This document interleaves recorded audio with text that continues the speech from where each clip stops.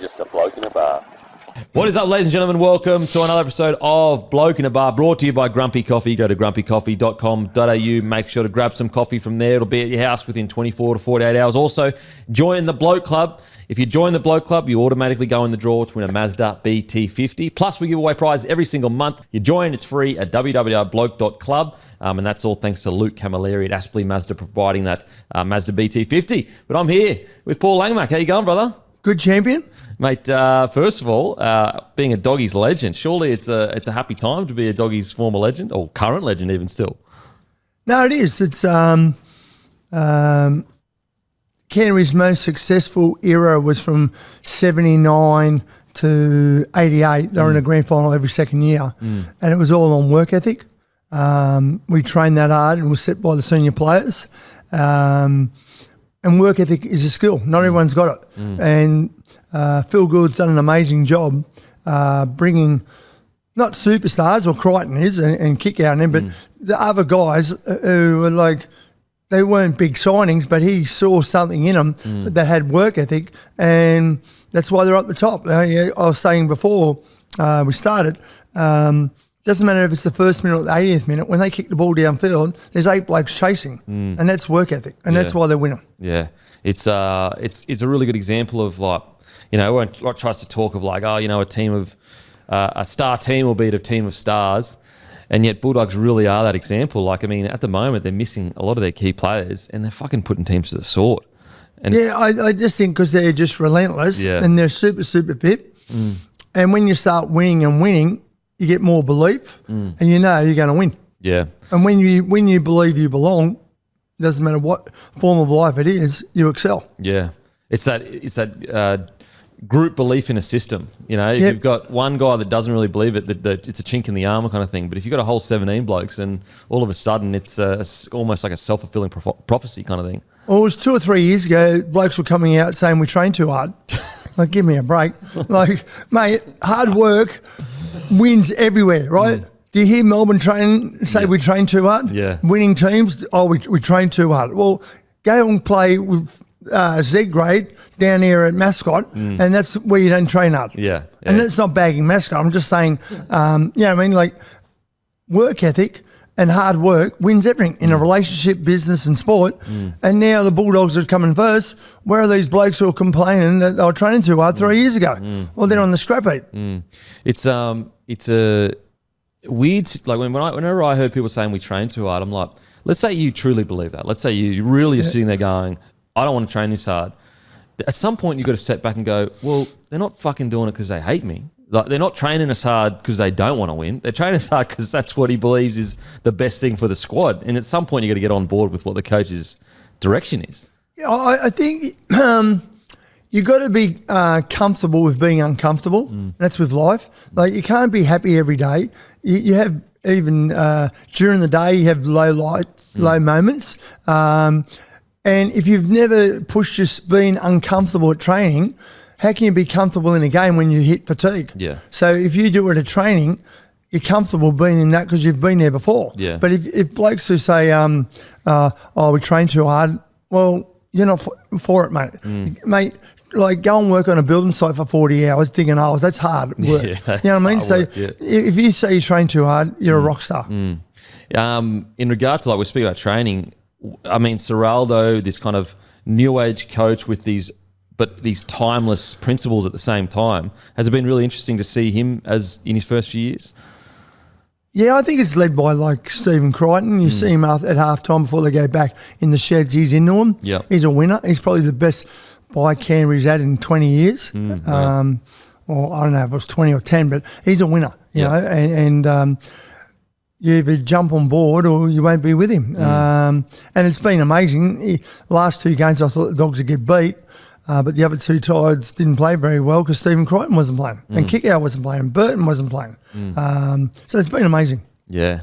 And Phil Gould's got to take all the credit because he put this, because, you know, him and Buzz Rothfield don't get on, and Buzz was bagging him, and he finally relented and said, yes, Phil Gould's doing a good job. So he had to say it. But anyway. Is there I know it's a very different time of rugby league. I mean, the game was different. I get all that. But there are certain things that are timeless in rugby league. Is there anything you see similar in this current crop to your crop? I know they're nowhere near as successful, but anything similar at all? Work ethic. Yeah. Because we trained that hard. We thought other clubs trained like it, and they didn't, mate. We trained very, very hard. So when I signed in 1982 out of high school, so 83 was my first year, I played first grade, I said to Peter Moore, who's the fittest bloke in the club? And it was John Coveney, and Billy Johnson just come, he was a boxer. So I trained with them to get fit for pre-season. Yeah, so wow. that's what happened every year. Yeah. And mate, it was torture training, it was torture, and I was only 17 at the time. And they set me on my way that you've got to train hard to be good. And my first 6 years out of school, I played in 4 first grade grand finals. Wow.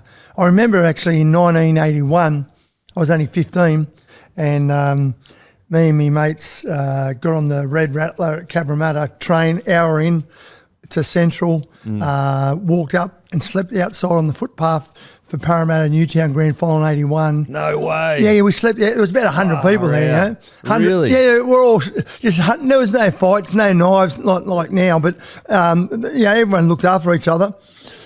And it's quite funny how life goes. 2 years later, I was playing against those blokes in a final. No And 3 way. years I was playing and beat them in the grand final, where 3 years prior, I was sleeping on the footpath thinking, go and watch them play. No way. That's a true story. So, Wow. and when you're young, it's tunnel vision, and you're probably a bit arrogant because, you got no commitments, you got no nagging partners or kids and that, you know what I mean? But, and looking back, when you get older, life becomes more complicated. So I played 17 years of first grade, and so I played from 17 to 35 years of age. Wow. And we all get scared, and I got scared a few times playing. But when you get older, you got life's more complicated. Yeah. Like married and bills to pay. When you're young, you got none of that crap at 17, 18. But I remember I was like 34, and you'd be having a shower, you got to go out and play, and thinking, I'm not in a good mood today. I'm going to die. So you had to try and work out. It's like now when I do mental fitness talks, when you're having a bad day, you've got to do something that makes you feel good. Yeah. And the scariest time you've played is when you're not in the right frame of mind. Yeah. You feel everything. Yep. You get smashed. Everything hurts. And at half time, it's the best if you watch half time when it's live and blokes are looking at the floor. They're thinking, how am I going to get through this? Yep. But if you're on fire, you feel no pain, and you like that, and you just can't wait to get out there. Yeah. So then you have to try and smash someone or get smashed to try and put music on in the car. And, but life's very similar. Yeah, wow. So in regards to, you talk about working hard and, back in those days compared to now, it's very different where you used to, basically back in those days, you had a fitness session and it would go for, it just went. 2 hours. Yeah, 2 hours. People would be throwing up, but you had to get to 2 hours. So if you're throwing up in hour one, you're throwing up the whole time until you get to the 2 hours. Now it's very different where everything is measured, your mood's measured, your heart rate's measured. And I'd like to get your thoughts on, don't get me wrong, I'm all for science and progression, but there is this intangible quality of mental toughness that we haven't got a measure on yet. That a lot of those sessions that modern day trainers go, oh no, you're training too hard, you're hurt, you're losing muscle mass and you're losing weight. But it's the mental toughness that you get from those tough sessions. What do you reckon the balance is between new age and old age of mental toughness? I think it all comes down to now, everyone's trying to create jobs for themselves in the NRL. Yeah. All right? I work at New South Wales Rugby League at the Centre of Excellence, and the Roosters were training there a couple of months ago. So there's 30 players, and they're on the field, and I'm just looking down, and I counted 28 coaches. Wow. So blokes are on iPads. I'm thinking, I went on a Kangaroo Tour in 1986, 28 blokes, right? 28. There was the coach, a manager from Queensland, New South Wales, a doctor, a strapper, and a physio. 6 blokes looked after 28 of the best players in Australia. Yeah. And now every club's got 28 coaching staff. Who do you turn to? Yeah. So I get it. They're always trying to improve, but Scotty Woodward is a bit like the Rain Man at the Bulldogs. He was with Melbourne, and Gus got him, and we went to Toowoomba a couple of years ago, and he does all the IT stats on players. Yep. Gus, you should buy this player, and I said that's all good, but what if the bloke's a dickhead? Yeah. Right? No, I was being honest. He said, no. I say to Gus, this is a good bloke. Then Gus will go and have coffee with him. Yeah. And it's the same as Craig Bellamy. Him and Frank Panisi and all their staff, they'll go, let's get this player. And before they sign him, Craig Bellamy meets the player at a cafe. And if the player doesn't say please and thank you to the person bringing the coffee, they don't sign him. It's crazy. That's amazing. And that's just like a timeless thing. Yeah. It's respect. Yeah. So, and people go, oh, would Wally Lewis be good now? Well, it's like any sport, even racehorses, that if they were good in their era, they'd be good now because the grass is different. Like when I play, they used to wash your jumpers. Now they dry clean them. The balls were like cakes of soap, right? You couldn't hold it one-handed. Yeah. So the balls are different. The vitamins, the hot and cold baths and that. So like Joey Johns will still be good now, and Wally Lewis and Brett Kenny and all them, and Nathan Cleary in 40 years' time would still have been good. So you can't compare anyone that was great in their era will always be good. Yeah. So, especially the great ones for sure. Yeah. So, but everyone goes, oh, he's lucky, like say Lionel Messi, I remember reading, he said everyone thinks I'm an overnight success, right? And he goes, I'm an hour there before training, an hour after training. Yeah. How's that an overnight success? Like everyone who's good, Beckham and jockeys and footballers and even business, they do the extra yards that no one knows about. Yeah. It's honestly, it's like anytime you meet someone that's successful, you immediately walk away and say, it's not an accident. It's never an accident, really. No. It just isn't. And like Alex Ferguson says, talent gets you identified. Hard work makes you great. Yeah, for sure. You know, how many good players as your kids are now sitting in a pub and never made it because they had no work ethic. There's blokes better than you and me. And Matty Bucks. No, sorry. Mate, it's true. It's absolutely true. The amount of guys, like even guys that made it as far as first grade squads. So like they're in the first grade squad. They're this close to a debut or whatever, and they were incredible coming through school, but they just didn't want to take that next step of professionalism, of hard work. So the thing I want to bring up is because there's so many people now involved, a lot of the pathway coaches, the reason we're having head clashes is because no one tackles anymore. Okay? So the bodies are like that. Yep. Right? Warren Ryan was a shot putter at Empire Games, which is now Commonwealth Games. Taught us everything comes from your legs, right? Everything. Power, whether it's powerlifting, tackling, passing. Once you lose your legs, you're gone, right? Yep. Even darts, cricket, all right, boxing. Footwork. Yeah, exactly. So Jay Trbojevic is probably one of the few blokes that tackles. He's only been knocked out once in his career. So because all the pathways and the junior league coaches are doing wrestling and grappling and like if you Warren Ryan says to me and Joey Johns a lot, the reason they have post-contact meters because no one tackles anymore. Yeah. You walk around your legs all day. Yeah. Your legs are stronger than your arms. And everyone's doing their pecs and biceps and that because they're grabbing all the time instead of, like Dave Gillespie used to kill you, Trevor Gilmeister, Kevin Stevens and that. So there'd be no post-contact meters because once you got hit, you're going backwards. Yep. And there's no hip drops if everyone was taught to tackle. There'd be no head clashes, but no one gets it because now you've got all these rugby league academies I see on social media are teaching them how to grapple and like I'm thinking, why don't you teach them running the gaps and how to pull them in? Everyone does the same things, so it's a bit frustrating in that sense that everything now has become very stereotype. You want to be successful as a boxer, you got to do this. No, but the good ones are different. And footballers, Nathan Cleary is different. Munster's different. Like Harry Grant. Harry Grant's, I love watching him play. Like he's as good as Cameron Smith.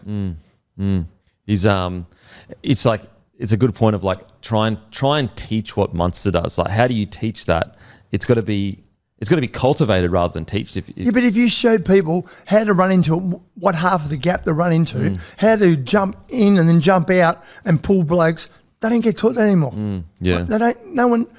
It's all about, oh, mate, you got to get fit. No, you got to get fit, but who's teaching you how to play footy and win games, how to make breaks, how to smash people? Because now, like if there's a collision, the team with the ball, they all throw their arms up for a penalty. Hello, it's a contact game. Like, you got to get hit. Like, in the 80s, it was scary. We used to smash them, right? And there was fights too, you know, like Phil Gould saved my life one day at Belmore, you know. So, yeah, that's an interesting. But what happened was Phil Gould, he coached me when I was in for a couple of days at Fairfield Pats. Yep. I was in year 12. And the next year I was playing with him in first grade at the Bulldogs. Yeah, true story. So then he was there in 84, 85, then he at Bulldogs, and then he went to South in 86. And we used to love playing South because Les Davidson, probably toughest bloke, could fight like a fresh machine, Roberts, Fannick, Dave Boyle, Lindsay Johnson, all them. And Gus was at South. And we're playing on a Monday night at Belmore, 25,000. And we used to love playing Balmain, Saints and South because there was confrontations. Parramatta were very skillful in the backs, but they weren't aggressive players. Like they were aggressive, right, but they weren't like Craig Youngs and all them, right? Anyway, we trained on the Sunday. There was no mobile phones. This is 1986. And Warren Ryan says, oh, listen, I've been tipped off there's going to be a stink in the first scrum. No, the true story, a stink. And I can't fight for shit, you know. So I'm like, I'm going to die because these blokes can fight. Anyway, so we got to the game, 25,000, everyone's ready. Like, it was unreal, right? And Warren Ryan puts on a video of Marvin Hagler fighting Thomas Hearns, 2.5 rounds of the middleweight title of the world. It's the best fight you ever see where they punch the shit out of each other for like, nearly 8 minutes.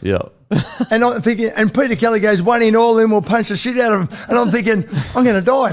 No, I'm being honest. I'm thinking, so I went to the bathroom and prayed, right? And please do it, God, I don't want Les Davidson, right? Anyway, true. So we run on, pumped up and that. First couple of tackles, Mario Fannick, like Billy Johnson was fighting for the middleweight title of Australia in the off-season. So, but he's a jockey compared to Fannick as a front row. So Fannick pulled his jumper, Johnson's jumper over, he just started punching the shit out of him, and it's on for young and old. And I got smashed from behind by Phil Gould. He said, stay down, we're too smart for these dickheads. And he saved my life. Yeah. No way. Yeah, and we got beat. Gus carved us up. He was the biggest halfback I've ever seen. But anyway, then in 88, 87, so we got beaten in the final 83. We won the comp, got beat by Parramatta. 87, didn't make the semis. Warren gets sacked and goes to Balmain. So Gus is 29 years of age and Peter Moore makes him first grade coach for 1 year. So Steve Mortimer's 35 and Gus is 29. Like, imagine Wayne Bennett coaching someone older than him. You'd have to be 100, right? Yeah, anyway, no, it's a true story. So we used to be the top 5 and we weren't supposed to make the semis, right? And the top 3 was so important. And it was the third last game. We're playing Canberra down in Canberra. And they got Meninga and Ricky Stewart and Clyde and Daly and all those guys and Boxhead Walters. So they had a really good team. They were just starting to get really, really good. And Phil Gould, smartest player I've ever met, he says to the boys during the week, listen, we're going to do something different this week. We're going to go down the day before the game, and I want you to do what exactly you do the day before a game because this is the biggest game. If we win, we'll make the top 3. So Phil Gould, he's driving the minibus, right? Imagine Wayne Bennett driving them down to Canberra, right? So we get Saturday morning and there's no mobile phones and we got to go to the Twin Willows at Bass Hill to pick Terry Lamb up out of the pub. No, true. And sometimes I tell the story of Bar. Anyway, Bar comes out with his bag and 2 6-packs of vodka and orange UDLs. No, and the best players always sit up the back in the corner. So Bar sits up the back, Turvey's up the back, and Gus is driving, and Joey Thomas was our hooker. He said, I'll come bookmaker. We'll get on the punt on the way down. So Bar's on the UDLs. Biggest game of the year, next day, right? Anyway, by the time we got to Goulburn, Bar had drunk 6 UDLs, and we're all backing what Gus is backing, and Joey Thomas is down like $7,000, right? And he's got $500 a win, right? So you reckon he's worried about tomorrow's game, right? Oh no, yeah, true. And we're all cheering back on winner after winner. Bar's getting smashed, we got by the time we got to Canberra, Joey lost 12,000. No, and Bar had drunk 12 vodka and orange UDLs. Oh my He was God. smashed. Our best player is blind drunk before the game. So Gus had to carry him to the bed at 6 o'clock, put him in the bed, right? And we had a team meeting with our best player, and Gus goes, look, listen, boys, I know he's a bit worried about Bar, but I'm telling you, he gets drunk the day before every game because he can sleep better, right? Because he can sleep. True story. So anyway, we played. It was the coldest day ever. And after 10 minutes, Bar throws an intercept, and we're down 10-0. But we're winding the goal line. Ninga's lining up, and Bar says, listen, boys, he said, I know you're a filth with me getting pissed, but I'm getting older now. I find it hard to sleep before a game. And I kind of wipe myself out. I do it all the time. He goes, Joey, how much money did you lose yesterday on the punt? He goes, 12,000. He said, how much you getting for a win? 500. He said, you got any bonuses if we win the comp? Yeah, I'll get 20,000 if we win. He said, I'll tell you what, if we win the day, just follow me, we'll win the comp, right? And guess what? We beat them 23-12 and we won the comp. No way. True story. Oh, my. That's what a winner does, mate. Oh, my. And then what happened was we had a pub crawl all the way back with the coach. You imagine now with phones. Anyway, mate. So they used to put on big concert bands like the Radiators and all that at Canberra Leagues on a Sunday night. So we get back there and there was a band called the Cockroaches, who are now the Wiggles, who were playing. So me and Gillespie smashed, get up on stage and sing Rockin' All Over the World by Status Quo with them, and we won the comp. No way. True story. Oh, my. You imagine that happening now? Oh, mate. So we grew up in a great era. Yeah. Petrol was cheap. You talk to your neighbours. And you won comps. Yeah. You won comps. Yeah, Far it was, out. it's 88, Ellery Hanley knocked himself out, but that's no dramas. How did you not get arrested? Like, do you know what I mean? Like, because you came through an era where there's like so much freedom to just fucking go wild. How did you not go too far? When did you? Oh, no. How did you know not to do that? Because they go too far these days. So the problem I find these days is like they go from school straight into a bubble and they have no life skills. Okay. And the poor buggers, everyone's filming them. Yep. And that and it'd be hard, right? So yeah, like if you weren't home, no one could get hold of you. Yeah. Okay. When we grew up, it was fun. Where were you? Oh yeah, you could make up stories wherever you want. Yeah. But like the thing I found was the CEOs were like grandfathers. Okay. And you were scared of them. Okay. No, you know what I mean? So I remember we won the comp in 84, and week before training started, me, Cement, Gillespie, a couple of us went up to the barbers and shaved their heads. Yeah. So we come training and Bullfrog goes, hey, get here. Mate, you did it again, you'll be out of here. Don't do this again. And you're shitting, right? Yep. So if he said to you, you get in my office tomorrow, yep. Oh, what have I done now? Yep. Well, now the CEOs are too young. They need a bloke that they're scared of. Yeah, okay. You understand? Yeah, and the players have more power as well to like... And play, like, we worked. Yeah. Right? So, and it was a good in that regard because if you had a shocker on a Sunday and you went to work, the blokes would go, geez, you dogged it. You had a shocker, mate. There was reality check. Yeah. Right? Well, but if you had a good game, you couldn't wait to get to work. Oh, you're waiting for them to go, oh, mate, you got me in the match and that. Yeah. Well, now the coach can't say you didn't have a go. Yeah. So they go, oh, it was just a few things early in the game. I know we got beat by 50, but we went all right. Yeah. They can't say you played shit. Yeah. Because Warren Ryan used to say, I'm not going to sugarcoat a bitter pill. If you play shit, I'm going to tell you. Yeah. And it was a great era, Like, if you had a bad game, you knew about it. Yeah, wow. Far out. That's great. 12 grand down is absolutely insane. 12 grand back then is like 50 grand now. Maybe more. Yeah, no. I bought my first house at 99,000, 3-bedroom brick house in South Hurstville. That'd be worth probably 3 or 4 million now. Like, I got married and got divorced here, thanks. But then I've had characters like, I had Warren Ryan, great coach, Phil Gould, great coach. Even Chris Anderson coached me for 1 year. And then I remember winning my third grand final after 6 years. And I was about to get the premiership medal on the field, all of us. And Bullfrog was there, and I said, hey, Bully, I want to win 5 more grand finals. So I was fair dinkum. He goes, mate, you don't know how lucky you are. Yeah. I went and played at Western, never played in a grand final ever again. Yeah. And now, but I got to meet Tom Raudonikis, and he coached us, and he was a character. Mate, Les Davids, like, is he...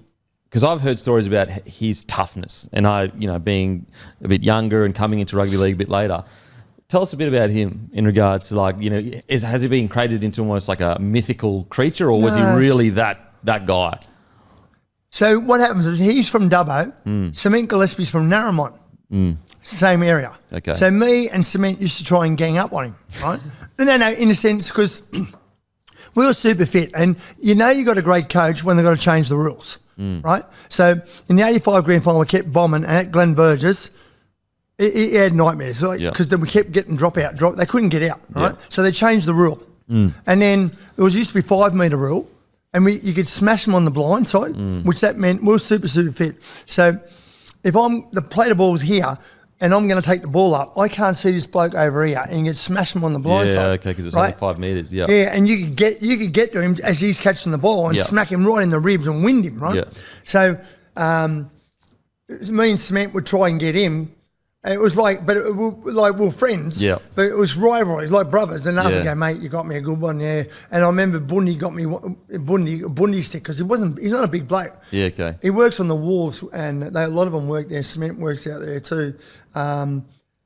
Everyone respected him. Because I remember at the George Hotel in the city one off season, we were there, and Bundy was there, and South blokes, and these blokes were heckling him, Les.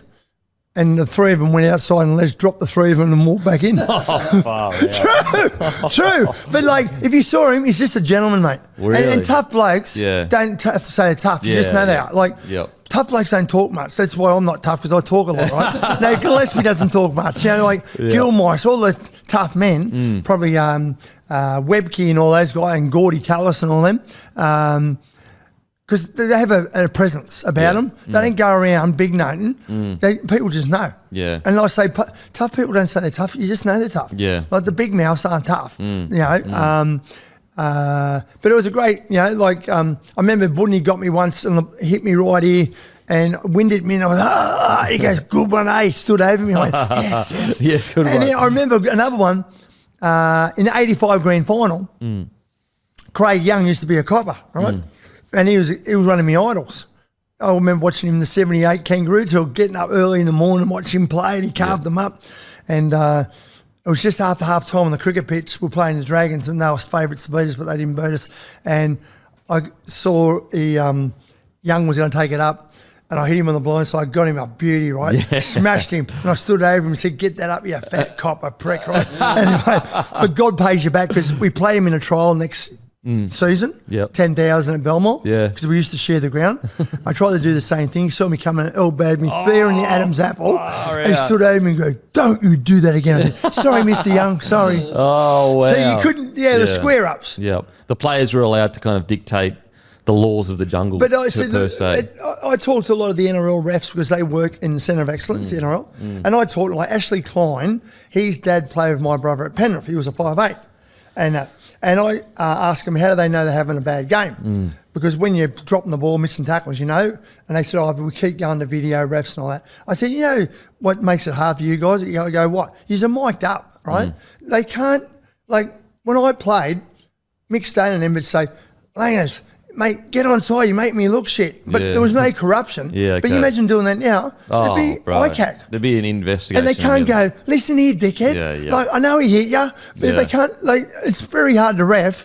It's a good point. It's a good point, like, there might go, and I say to Gavin Badger, who works in New South Wales, wouldn't it be better if there was no mics? You go, yeah. You know what I mean? Like, because you could meet the players on their level, and rather than this like politics speak of like, so like Reed Marnies and Nicholas, hey Reed, well you pull your head in, mate. You've been a dickhead. Like, but you imagine saying that now. Oh, bro. And all the families, all the political correctness will be blowing up. This referee's got to be sacked. Yeah. And you feel sorry for him. And like the bunker, they're always looking for a mistake. Yeah. And it shouldn't be. It should be played at normal motion instead of slow motion. Yeah. But anyway, who am I? I've never reffed, you know. It's a bit too hard, you know. Yeah, mate, it's a tough job. But, mate, take us back to a young fella. So you said you came straight out of school into the first grade squad.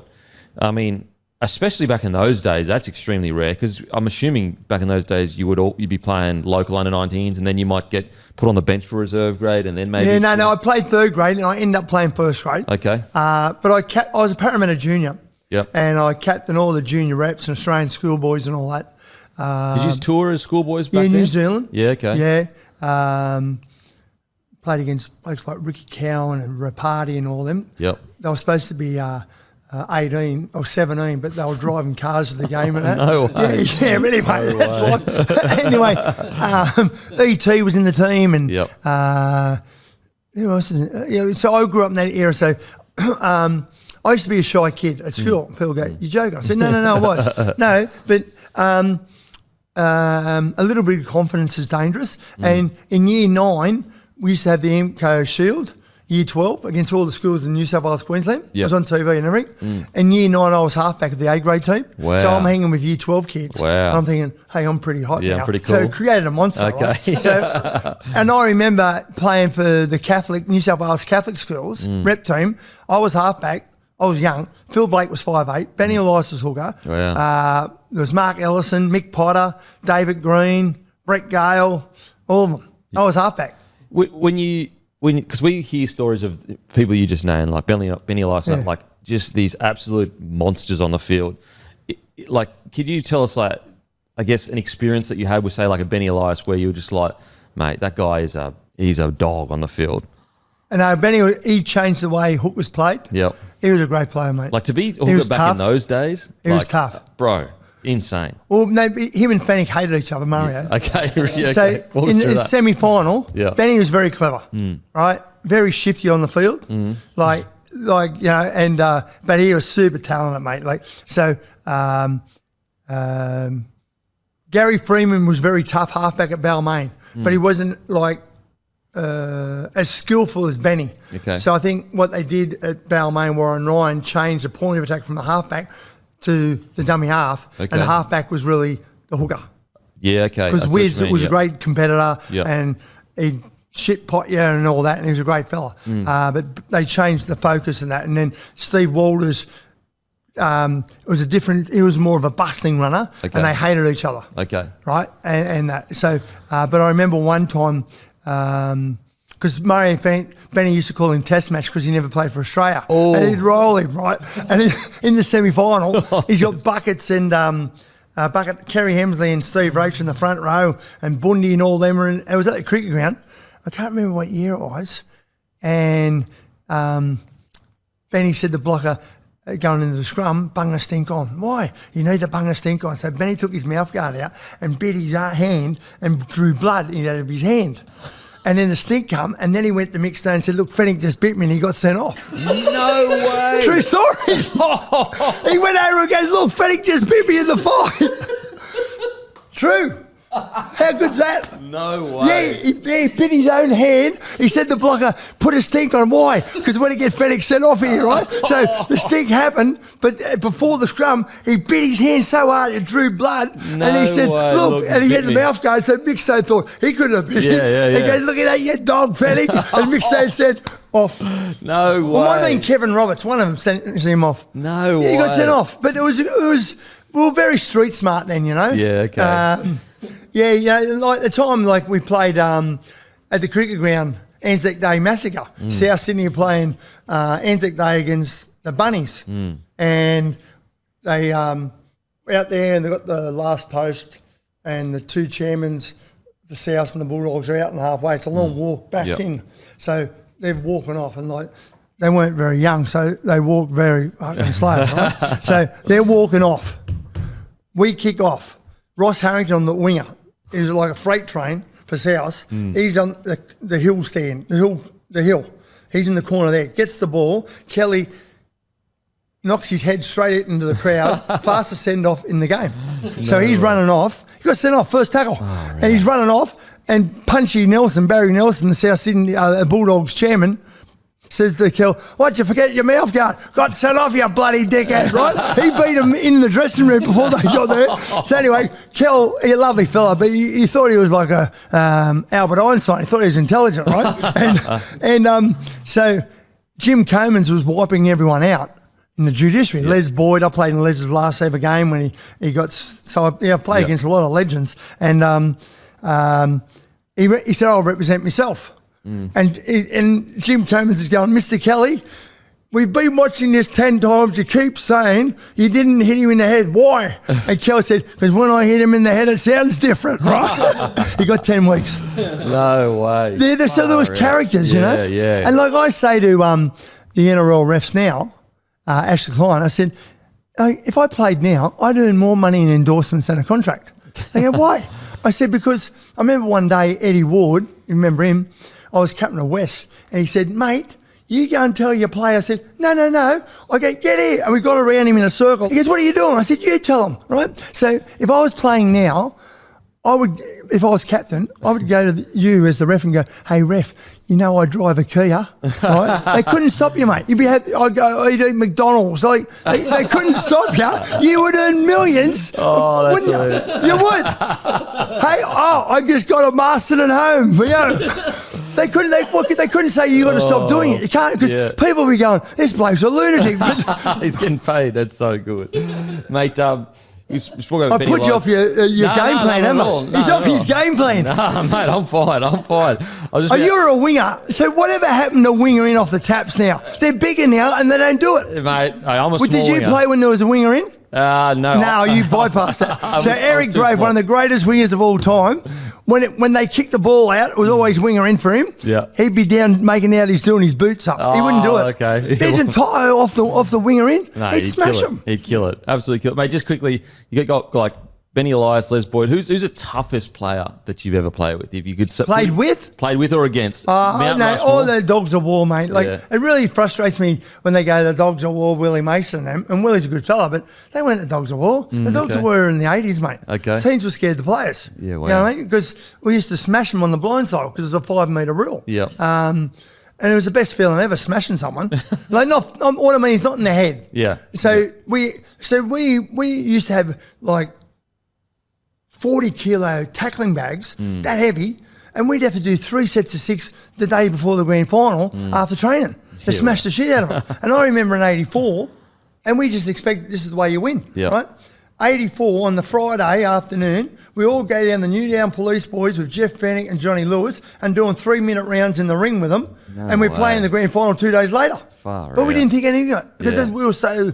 We're ready, you know. Yeah, wow. So all those guys are tough. So like Chris Mortimer, because I used to defend on the left with Louis, Chris, and he's a lovely fella and so tough. And he used to call me Langer, and he'd go, I was only a kid. He'd go, Langer, take your frigging skirt off and start whacking him, or I'll show you how to do it. So you just didn't want to let him down. Yeah. And on the other side was Andrew Farrell was the same too. Yeah. Okay. And then Terry Lamb was a winner. And like, I play with tough blokes, you know, and you hang around tough blokes, everyone thinks you're tough, you know.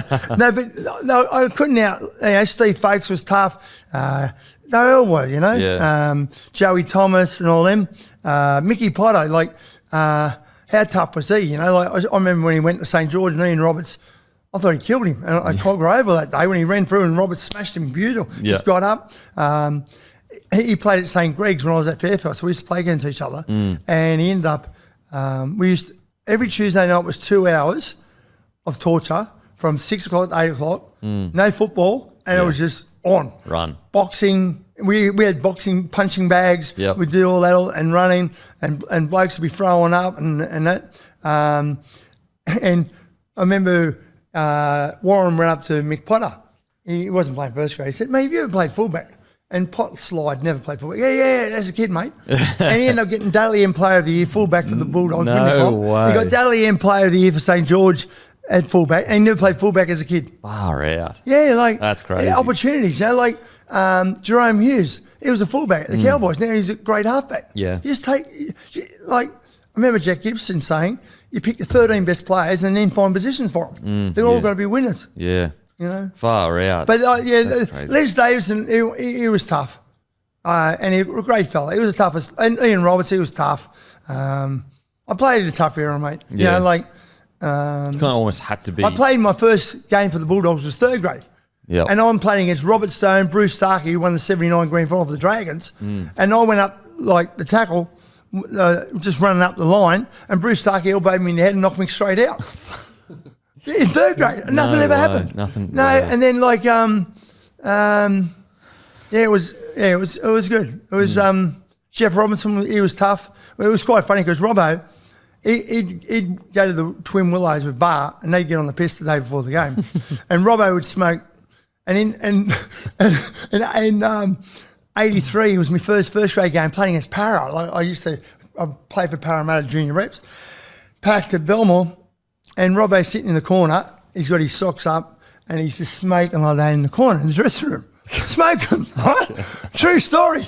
And then they go like this. The touch show goes, righto, Bulldogs, 2 minutes. Yep. And Robbo would put the cigarette out, pull his socks down, flick his head and go, let's go and bash them, boys, in your throat. I've never seen anything like it, mate. Oh, far. Well, so that first year out of school, you played first grade that first year? Yeah, I played in the final. Yeah, grand final. Yeah, Robbo put a bomb up against St George. Graham Wynn dropped it to our mates. We're playing at West, and I dived on and scored. No way. Yeah, in the Baronga corner. Well, walk us through, first of all, your debut for first grade. Parramatta. Against Parramatta? Ray Price is my idol, and I'm playing against him. No way. Do you remember how you got the phone? Ted Glossop was coach. Yep. Yeah, and then always remember Mick Cronin. He played with my brother, and so did Ray Price and that.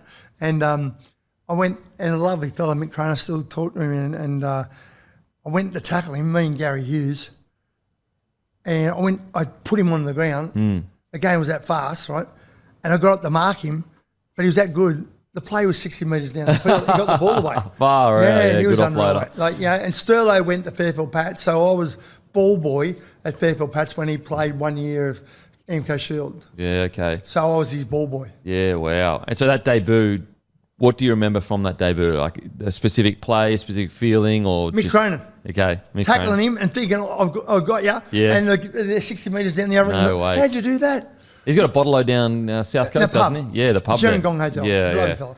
fella. Okay, so that year, when you did make the grand final. No, then we made the final. Oh, the final, and we got okay. smashed. And Okay. next year, we won the comp. Okay, so the next year when you made the grand final, leading into that grand final, what was the feeling like? Because you would have been like, what, 19 years 17. old? 17. 18. Yeah, 18 years old. So I played the fastest 100 first grade games ever. Wow. 150. And I think Darius Boyd beat me for 200 games. Okay. Yeah. So my first 6 years, I never missed a game. Yeah, I was just wow. super fit and lucky. And so you're also the fourth player to hit 300 at the time too, weren't you? By the end of your career, the third player. Jeff Wow. Gerard was first. Yep. Terry Lamb second. I was third. Then E.T., Cliffy Lyons. Yeah. Wow. But see, now it's a bit of a joke because we all played 80 minutes, right? There's no interchange. Yeah. Now blokes can sit on the bench and not get on. It's a game. It's a game. They yep. get 1 minute. It's the Okay. same as playing 80. Okay. So now there's about 50. Yeah. Right. Where before it was rare. Yeah. Wow. But it's not their fault. It's the way the game This is. game is. Yeah. But it should say you played 300, you started in 200. Yeah. Okay. So You you know can what see. I'm saying? Yeah. The quality of that 300. Yeah. Yep. So someone like Chris Hollington, who I don't really know, and not bagging him, but he played 300 games, but I reckon half of them would be on the bench or interchange, you know what I mean? Yeah. It's different. So that's why there's more players all the time. Yeah, okay.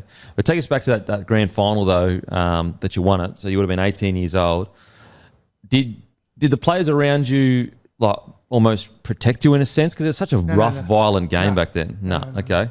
No. They don't protect the young fella? No, because we're a team, Yep. and Warren and I had faith, they'd have faith. Okay. He picked me. If you're in it, it doesn't matter how old you are. You're Yeah, good and I'm enough. trying to smash people. Okay. Who I used to idolise and get their autographs 2 years ago. Ray Price. Yeah. I'm trying to kill him. Do you remember anything from that game? The grand final? Yeah, the win. Yeah, the first win. I got goosebumps now. It's it was just. Oh, I remember Daryl Brayman coming on. He's funny. He wasn't very fit, Daryl, but very skillful.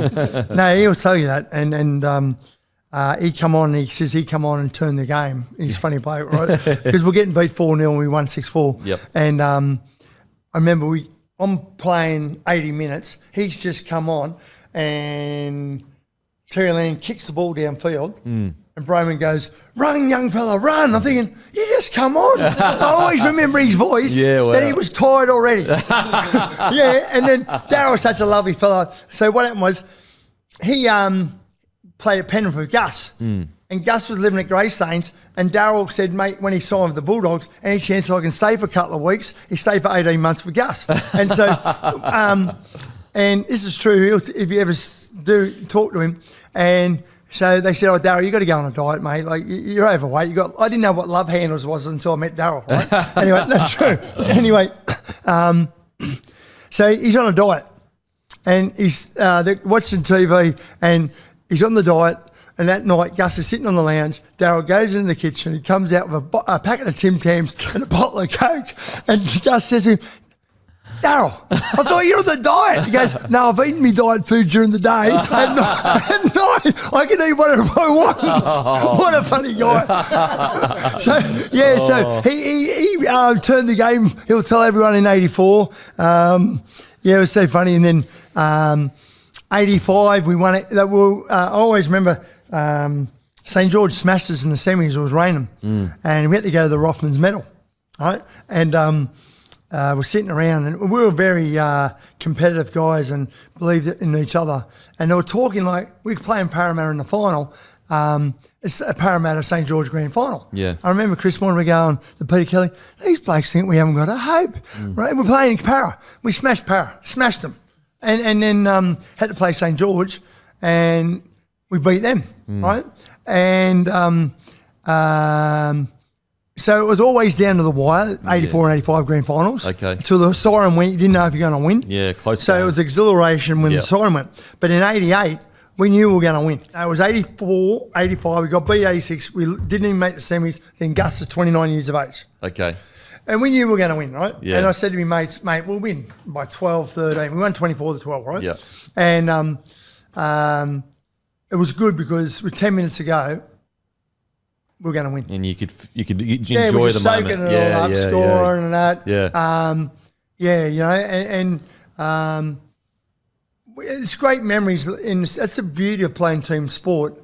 When I do mental fitness talks, is when I talk to kids or blokes who play footy, like, you have something history together. If you win a comp, if it's under 16s, you don't have to. Like, I don't see Cement and them all the time, but I might see them once. Like now, last month, 2 months ago, I organised Friday night at Canterbury races. About 12 of us went to the races. Catch up now and then, and it's great, you know. Yeah. But you imagine like being a jockey or a 100-metre runner. It's lonely. Yeah, you don't get to experience it with someone. Experience it with, you know. Yeah. So it's just. Like my brother played for Penrith and Parramatta. He was 14 years older. Set a record, 5 tries in a game. He had dementia for the last 10 years, passed away a couple of months ago, which was the best thing to happen, like in the sense not being horrible. He didn't know who he was. Yeah. And these hospitals keep you alive to make money. Like, it's not good for anyone. But, so it was always been in my blood. And my great-great-grandfather, Tommy Fitzpatrick, won the premiership with the Roosters, first grade. Oh, really? Got a fob watch. Wow. Gold fob watch. Oh, got right. it? Yeah, so it's always been in our blood. Yeah, wow. Yeah. Because like the success you had quite early. And we got beat 86. So worst game ever I played, and worst game, I haven't even watched it. Oh, because I was going to say, so that was when you went down 4-2. Yeah, I think it was. Yeah. I blotted it out. Yeah, okay. Well, could you try and open back up that memory box for us? Walk us through the 4-2 grand final. If Mark Bugden throws the ball on the last tackle of the game to the left, we would have won. But he ran to the right. But he was trying, mate. Yeah, wow, okay. No, so Mickey Delroy played yesterday ball with him at Parramatta. Andrew Farron knocked him clean out on the wing. Didn't even get a penalty. Knocked him clean out. And the ref just said scrum. He laid unconscious and we just kept playing. Oh, no. Yeah. True. Yeah. So the Kangaroo Tour, what was that like? Was it... I didn't really I could have done better. It was more like a holiday, like I was a kid. Yeah. Yeah, I was with Wally Lewis and 21, 22. Yeah, Wally Lewis and Brett Kenny and Sterlo and Mal Meninga and Belcher and Jimmy Jack and all these Gene Miles and all these guys. See, I say to people, until you believe you belong, you're going to do nothing in your life. Yeah. So, and that's, say in football, right? Until you believe you belong, you're not going to go any good. Yeah. And that's why when you got players that play NRL, right? And we sit there watching State of Origin and these kids go, wow, these blokes are unbelievable, right? But then when they go and play Origin, they go into camp and they go, Harry Grant's just like me. Yeah. They come back a better player because, hey, I'm just like him. He gets a cold, I get a cold. Mm. They believe they belong. And in Origin and probably Test footy, I didn't believe I belonged and I didn't go good. Yeah, okay. So I believed I belonged straight away from day one, that I was going to play first grade, straight out of school. Mm. And I'm going to do it. Yeah. And I did. Okay. But the other ones was like, I don't think I'm good enough. Oh, really? Okay. You know what I mean? And that's being honest, looking back on it, you know. I think a lot of young fellas go through that. Experience. So, but that's like anything. If you're in a relationship with your partner and you think she's too good for you, you ain't going to last. Yeah. So what was the tour like, though? Did you enjoy the... Oh, I loved it. Loved it. And it was great. You know, we stayed in the Dragonara and had a casino downstairs. And was the tour over in England? Yeah, England and France, 10 weeks. 10 weeks in England and France. Travelling back then, very different to now, because like we've got the internet, we can see all the photos of the places, so we've already like got this idea of in our head what it looks like. Would have felt like a whole new world when you went over there, because that would have been the first time you went to England, I'm assuming. No. So what happened was in '84, because I grew up in government housing, we're poor, right? So, but it made me, I'm proud of it, right? So Mick Hagan. So when you go to a club, you hang with the young blokes who got there at the same time as you. It was Mick Hagan cementing them. So I said to Mickey Hagan, halfway through the year of '84, why don't we go and play over in England in the off season? Oh, no way. Yeah. So then, sweet. And went and played for Halifax. Bullfrog organised it. So we won the comp. A week later, I'm on a plane. That is true. And flying straight to England and played. So for 18 months, I played every weekend, right? And mate, it was the best. I went away a kid, come back a man, right? Like I was 18, imagine it, right? Yeah. No mobile phones. I live in a house with 4 other Aussies. Yeah. So, and it was a time there was no quota, right? So Meninga was playing for St. Helens. Brett Kenny was Hull KR. And Super League, England was huge rugby league back then. Ellery Hanley was playing for Bradford. Sterlo was playing. It was everyone playing. These Aussies. And we had there was no quota. And I was the main man because we just won the comp. Yep. And there was 8 other Aussies from Queensland. Bobby Arnold and all these guys who were playing for Valleys and that. And Meninga was playing, Chrissy Phelan and all them. So you had to play Boxing Day, New Year's Day, right? And so this is true, right? So we'd go out probably 4 or 5 times a week at nightclubs because we get them for free. It's snowing, right? It's winter time, it's freezing, right? And they'd be all queuing up and we'd go up straight up into the nightclubs and all that. And the pommy blokes, they hate us. But anyway, so we play 500 cards. And then about 8, 9 o'clock, let's go. And we'd go out again. Wouldn't go out the night before the game. Yeah. But on Christmas Day, all the Aussies get together, Meninga, and we all celebrate Christmas. Yep. And then we have to play Boxing Day. It's a local derbies, right? And then the best one was New Year's Day, right? We're playing Bradford, Ellery Hanley, local derby, and we're there going, this is New Year's Eve, this is a joke, right? We're playing 500. And at the Acapulco nightclub at Halifax, I always remember it, they had fancy dress on. And we said, how about we all go as ghosts, right? So we got the bed sheets, put them over our heads, cut holes, and we go in the nightclub. But the minute we spoke, they knew it was us, so we had to go. Oh, so you went as ghosts because you thought no one will know who you were. Yeah. Yeah, because we wanted to go out. But we're young, mate, young and wild. Yeah, and then it was an great. Australian accent underneath there. Yeah. Couldn't be the 5 Australians that played. And then who was there? Kevin Moore was there. I just saw all these other guys from Brisbane. It was great. Was it like sellouts and everything there? Because league was big in the 80s, 90s. Oh, it's huge. Yeah. And then, so our field at Thromall, it dropped from corner post 6 metres. Oh. So the field, so what you used to do, right, you would throw the ball that way and then, say, get to 70%, and then spin it because it's harder running uphill trying to chase you. and we survived. Normally, they just got put up to relegation, and they normally get demoted, but we stayed. And then I remember Chris Anderson was playing second grade for Hull KR, and Gavin Miller was the king over there, right, Hull KR, and him and Chris didn't get on. So Chris couldn't get in first grade. Anyway, Colin Dixon, he was a Welsh forward for England, was our coach. And we're playing in the Yorkshire Cup final, semi-final, and we're playing Castleford in the semi. Malcolm Reilly's playing, right? Right, he's captain coach. Yep. And Chris Anderson's playing second grade for Hull KR. And our coach, Colin Dixon, we're playing Hunslet. Their home ground was Ellen Road near Leeds. No, it was a Hunslet. It doesn't matter. Anyway, he said, listen, boys, I'm not going to go to the game tomorrow. I'm going to go and watch Castleford play, and you boys can look after yourselves. It's a true story. So I'm 18, right? Yeah. But just won a grand final at the Bulldogs, and I'm playing in your circus, right? So no coach. And the oldest Aussie bloke, Bobby Arnold from Valleys, and they're on the bus. And we're going to Leeds. It's about a 30-minute drive. I said, Bobby, no one's got their mind on the job, mate. Yeah. He goes, we'll be right. We got smashed by 40. So Colin Dixon got sacked that night. And Bullfrog was there. And Chris Anderson became captain coach of Halifax overnight. No way. He was a winger. Oh, right? my God. So on Tuesday we're training, and Abe says to me, I play with Apes. And he says, I'm going to play 5'8". I go, mate, you throw watermelons. I said, you can't pass for shit. Yeah. I said, how about you stay on the right and I'll stay on the left? He goes, yep, sweet. Okay. Sweet. And then the following year, he brought Jeff Robinson and Gray Meady, and they won the Challenge Cup at Wembley. No way. Yeah. So the coach was just like, boys, I'm going to go watch some other footy. He goes, you'll smash him.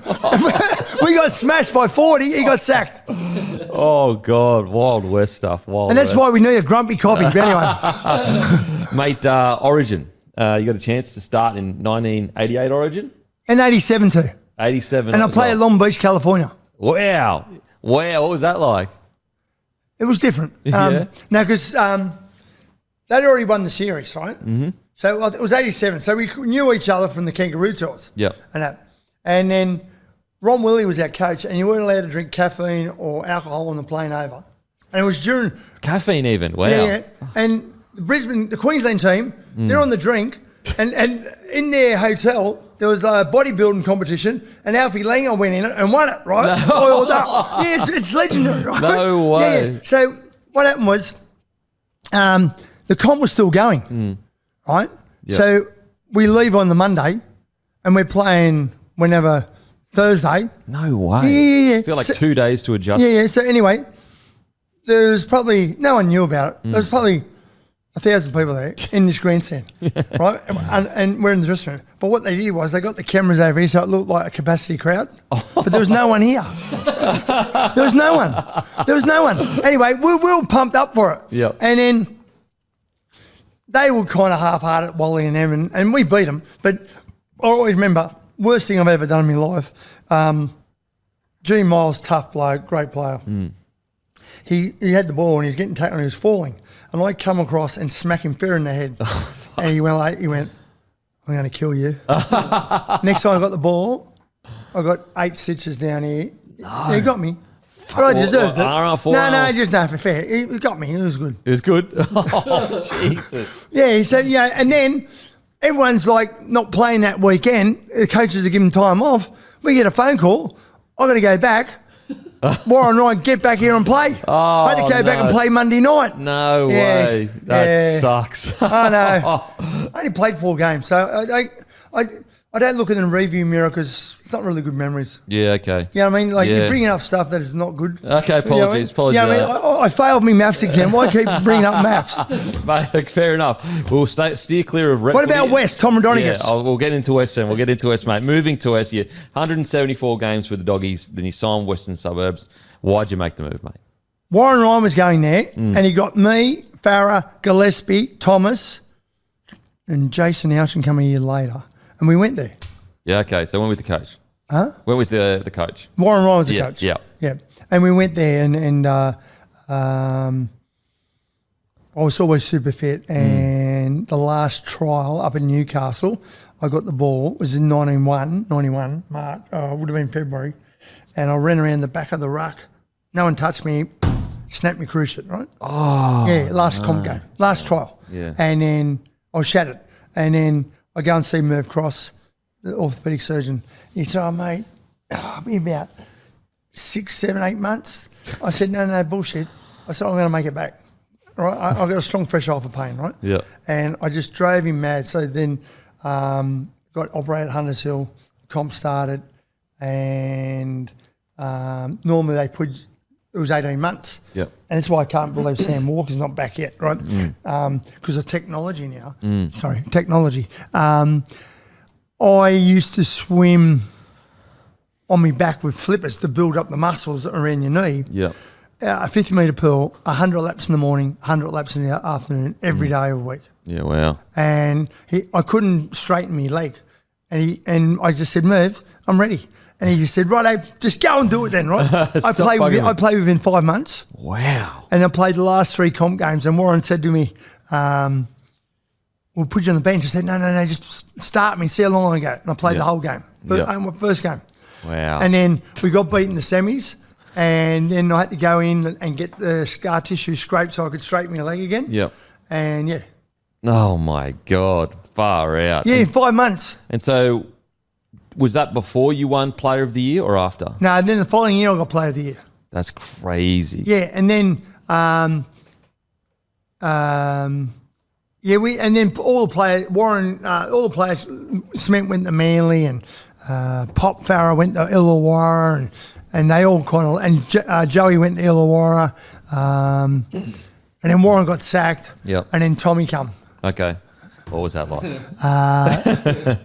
I'm glad he coached. He kind of revitalised my, like 17 years in first grade is a long time. Yeah. And well, you won Dally M Captain of the Year in 95, which is 3 years after 92.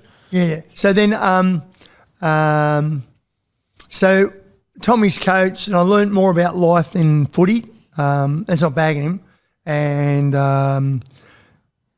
he coached Origin, won a series.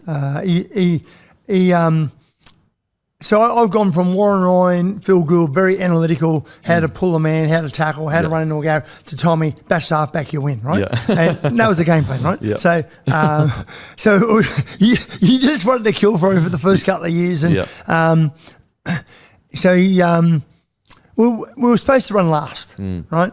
And he was the coach. So when he was coaching Origin, he'd say, oh, Paul, he says, I'm having a ball, mate. I'm not coming training. You just run, you coach them all week. I'll turn up. He goes, I get $500 cash. I don't spend a cent. Get on the piss. I'm with Laurie Daly or before Joey Johns. I go, yeah, whatever. And he'd get there an hour before kickoff. He goes, how is it? Yeah, sweet, mate. We're going to bash the halfback. Yeah, good. Right? Then, seriously, right? You just want to kill for it. We're supposed to run last, right? So, we're supposed to run last, and Tommy, the day before the captain's run, he'd sit up in the grandstand smoking, right, and have a couple of stubbies, right, and I'd be running it, and we're going slow, and we're waiting for him to do this, because that meant he wanted to go up the pub and get on the punt on the races. So then he'd go like that, and they'd all go, yeah, let's get over. So he'd come off, he comes in and goes, what do you reckon? And I go, because we were always the underdogs. Yep. So me and him would back West to win with the start. but we wouldn't tell the other players because they'd shit themselves, right? You don't get people to bet, right? And we're backing ourselves, right? Yep. And we're winning every game. Every game. This is true.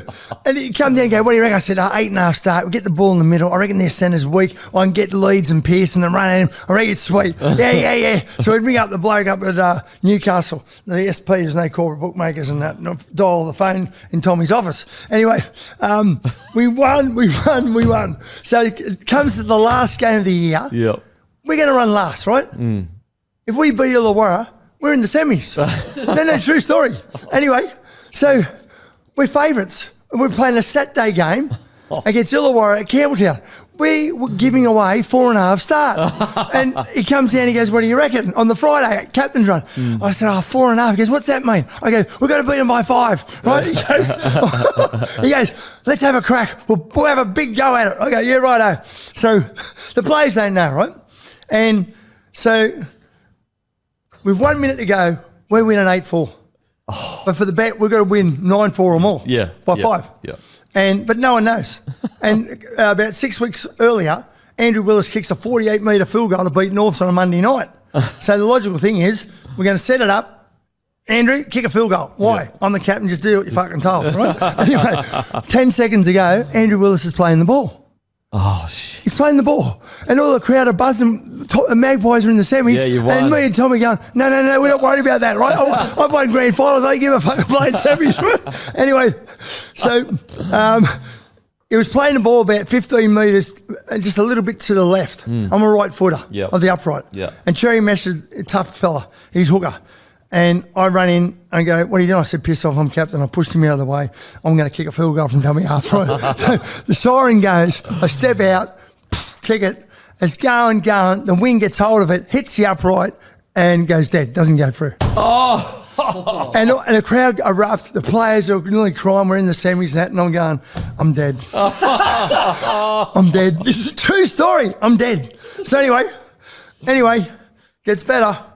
I'm doing interviews. Oh, mate, must be great. You're supposed to run last year, the captain and that, and you're in the semis. I'm going, yeah, mate, yeah, great. You're not too happy. Oh, it's all right. So they're all singing songs. I board her in the dressing room at Countdown, and I run in, walk in.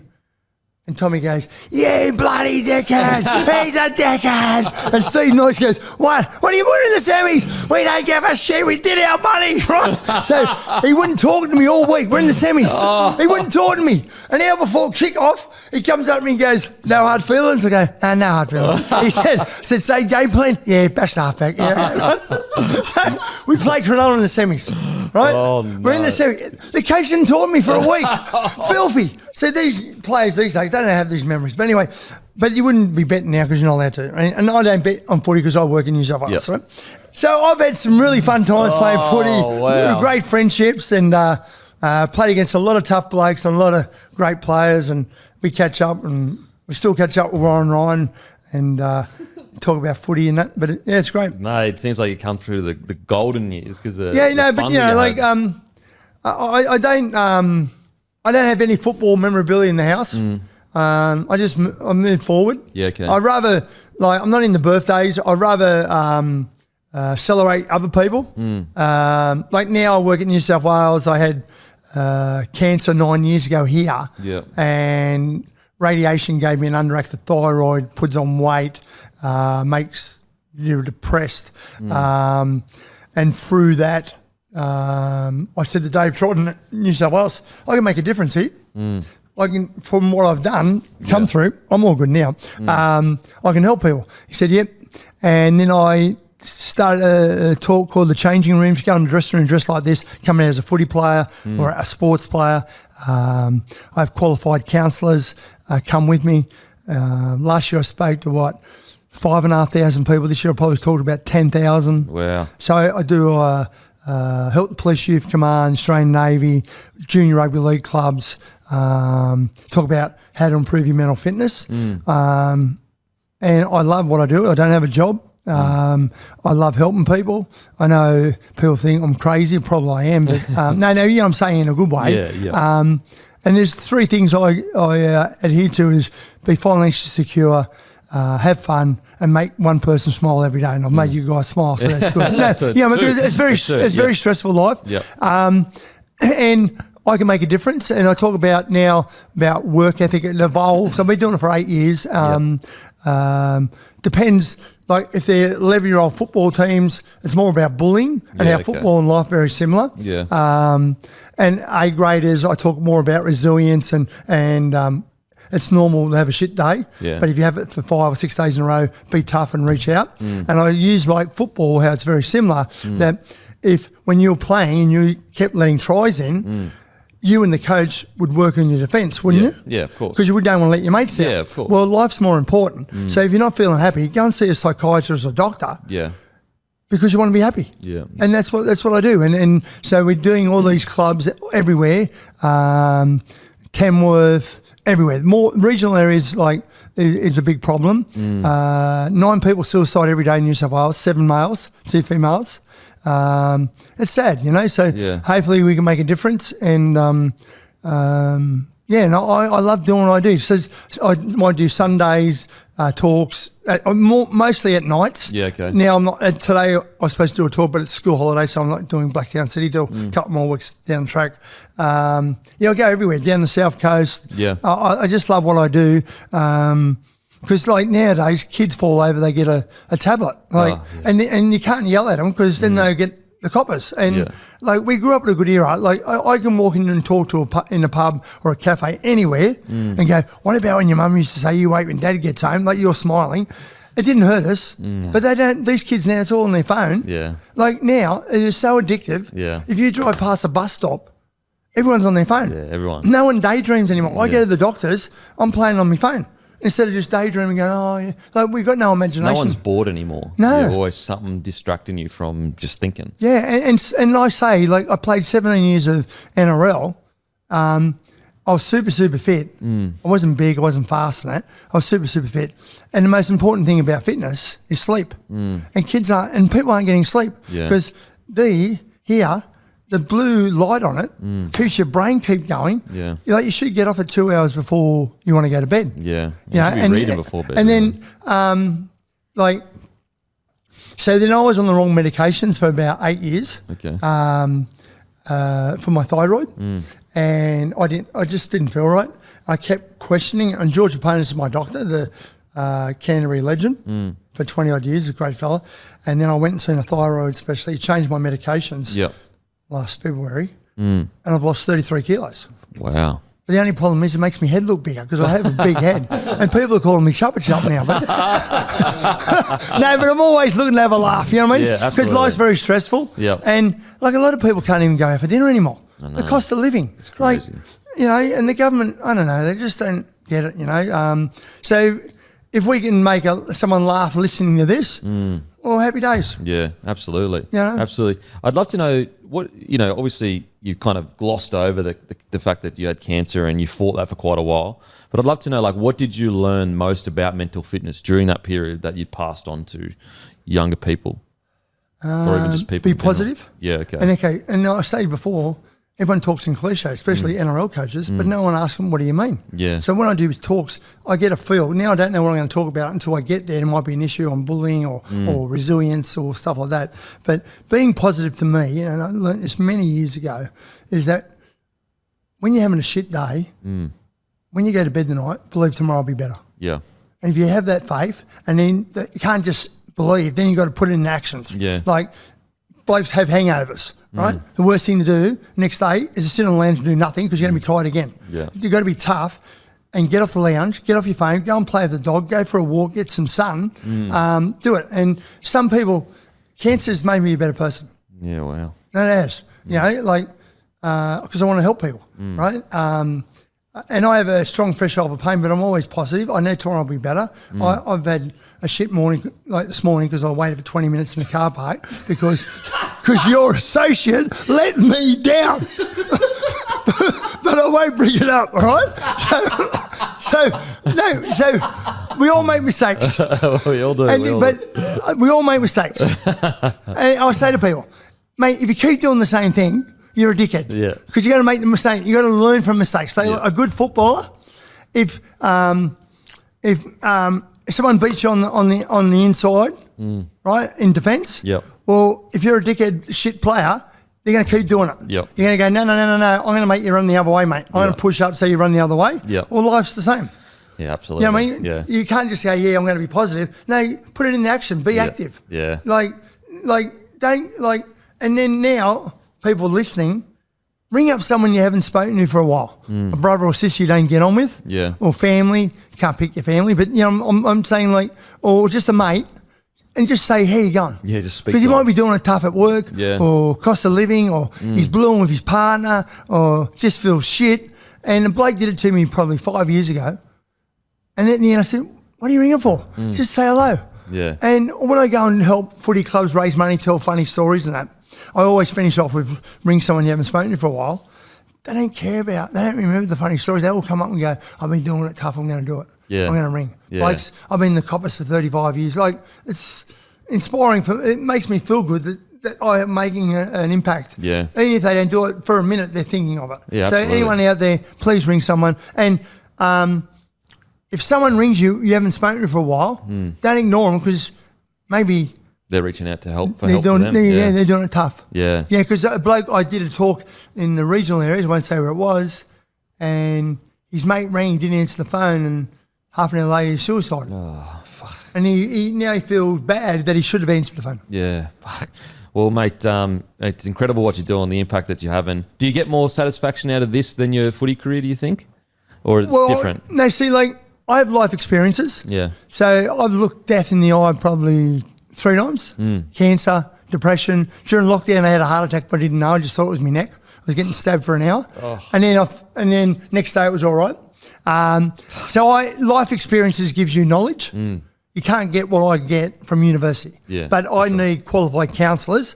And Samantha used to be an ex-jockey, Samantha Gordon, she does it with me. Yep. So some people are being bullied or she can help you. Okay. I'm trying to be preventive. Yeah, okay. But if you're already there, she helps. She can help you, professional. And then we have like a lot of there's a lot of suicide in rugby league in the bush areas. Yeah. And she has to go talk to the club and all that. It's pretty sad. And so is this all done through New South Wales Rugby League? Yeah. So can clubs reach out if they want to connect to you and have anyone. this happen? Yeah, Yeah, awesome. just like ring New South Wales Rugby League. Okay. And ask for me. You know, my email address is plangmack@nswrl.com.au. Sweet. And it doesn't have to be rugby league. Okay. Like Awesome. I've done softball, I've done the rowing teams. Yep. And work out like rowing and life very similar. Yeah. You've got poor stroke, you need stroke correction. Yep. Well, life, you need to see a doctor. Yeah. I have a very similar opinion on sport. It reflects life quite a lot, sport does, about overcoming adversity, working together as a team. You know, working on yourself to be better for your teammates. Mate, thank you so much for coming on. What a ride. What an absolute ride that was. It was incredible. But your associate needs to be reprimanded. Mate, he made me wait half an hour and then I thought, I'm not doing this. And then I drove to a sandwich shop and then he goes, I'm here. I ignored it. And he rang, I'm here. Right? I'm thinking, I'm going to get in trouble. Well, he'll be lucky to be here tomorrow. It's free to be kind. Thank you so much. Thank you very much. It's been great. Thank you. Appreciate it.